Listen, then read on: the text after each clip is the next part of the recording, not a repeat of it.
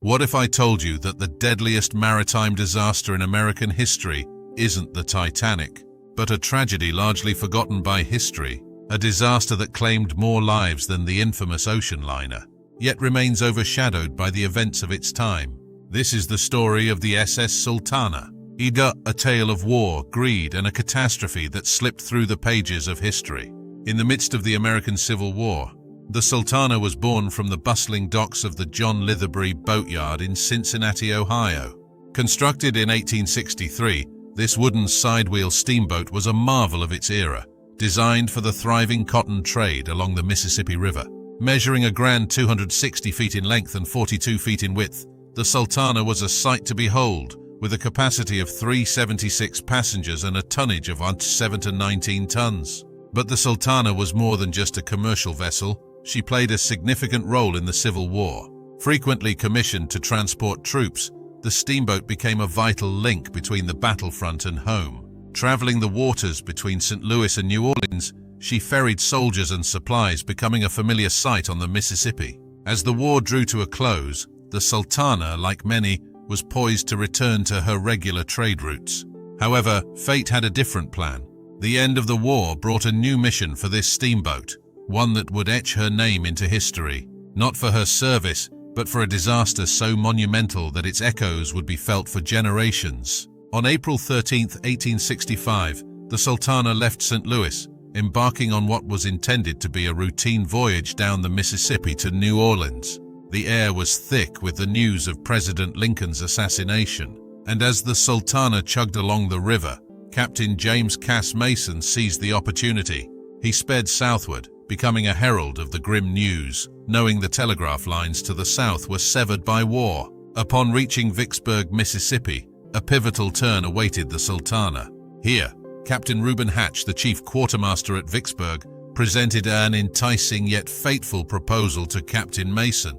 The end of the war had left thousands of Union soldiers, recently released from Confederate prison camps like Cahaba and Andersonville, stranded. The government was paying to transport these men back north, and Hatch, eyeing a chance for illicit profit, offered Mason a deal he couldn't refuse.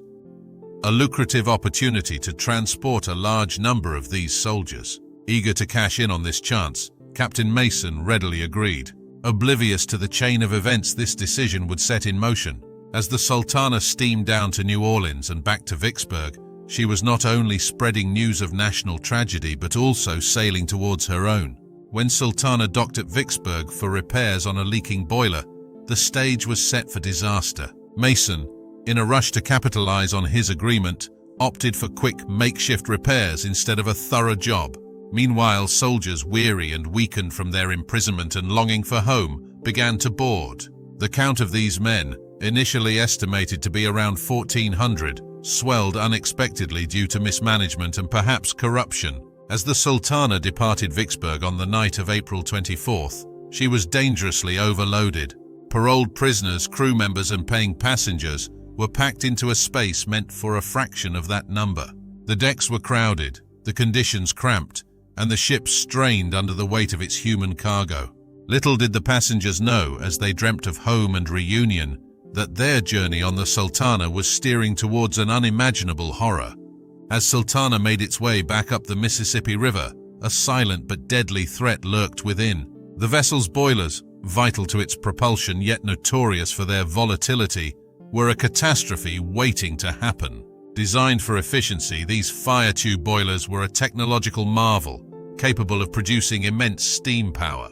However, this power came with inherent risks. The boilers required precise management, especially the water levels in the fire tubes. Any lapse could lead to disastrous consequences, as dropping water levels caused hotspots, significantly increasing the risk of an explosion.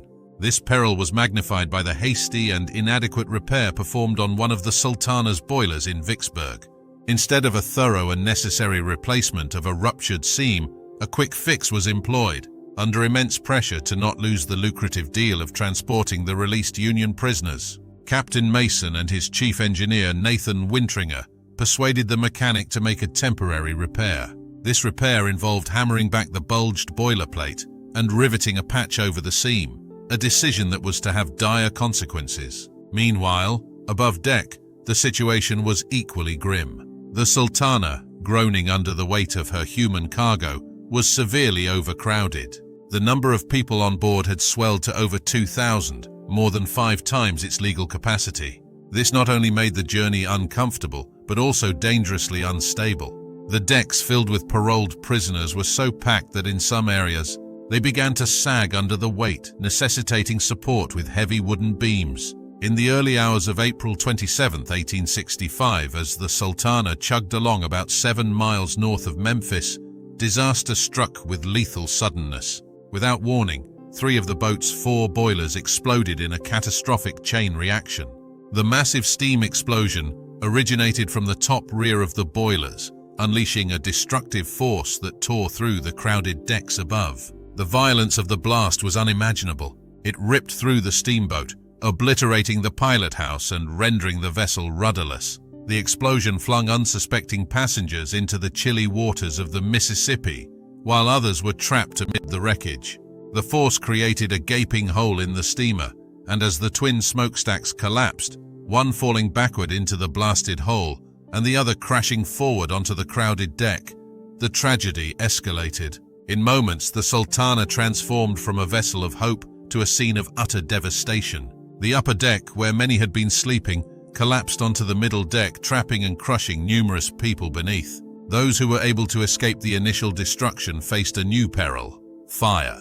The broken wood, fueled by paint and varnish, quickly ignited, turning the remaining structure into an inferno. Survivors faced a harrowing choice: risk their lives in the icy floodwaters of the Mississippi, or perish in the flames. Many, weakened by their time in prison camps and the overcrowded conditions on board, struggled to survive in the water. As the burning hulk of the Sultana drifted, those on board fought desperately for their lives. While the initial explosion's shockwave resonated through the night, a grim herald of one of the worst maritime disasters in American history. In the wake of the explosion, as the Sultana continued to burn, the tragedy on the Mississippi swiftly turned into a desperate rescue mission. The southbound steamer Bostona No. 2, on its maiden voyage after refurbishment, arrived about a half hour after the disaster. This vessel, along with others including the steamers Silver Spray, Jenny Lind, Pocahontas, and the Navy ironclads USS Essex and USS Tyler, played crucial roles in the rescue operation. They pulled scores of survivors from the treacherous, flood-swollen river. Meanwhile, on the shores of Memphis, cries for help from the survivors floating past the waterfront stirred the city into action. Crews from docked steamboats and U.S. warships embarked on a frantic rescue effort, pulling as many survivors as possible to safety.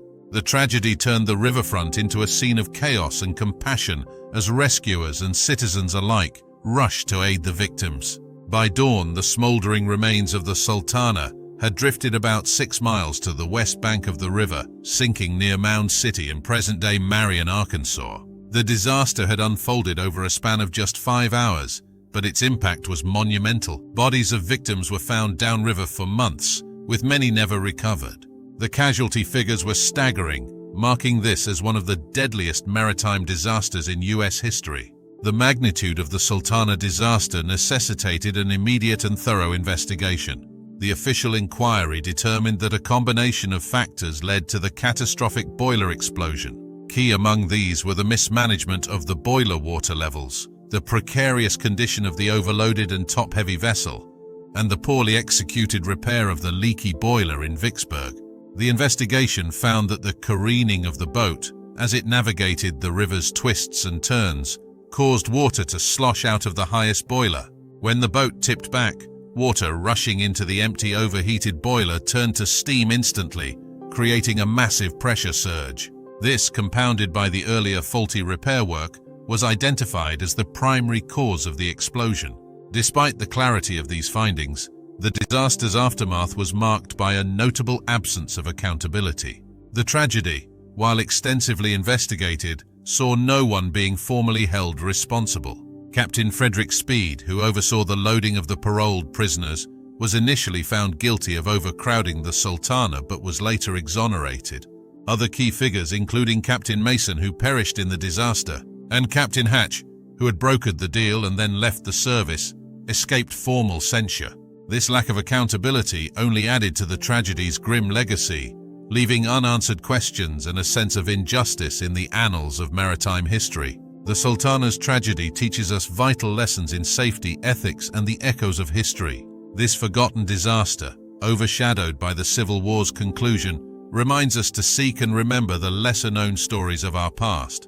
As we honor those lost on the Sultana, let's ask ourselves, what other hidden tales from history await our discovery and understanding? Share your thoughts on overlooked historical events in the comments below and have a lovely day.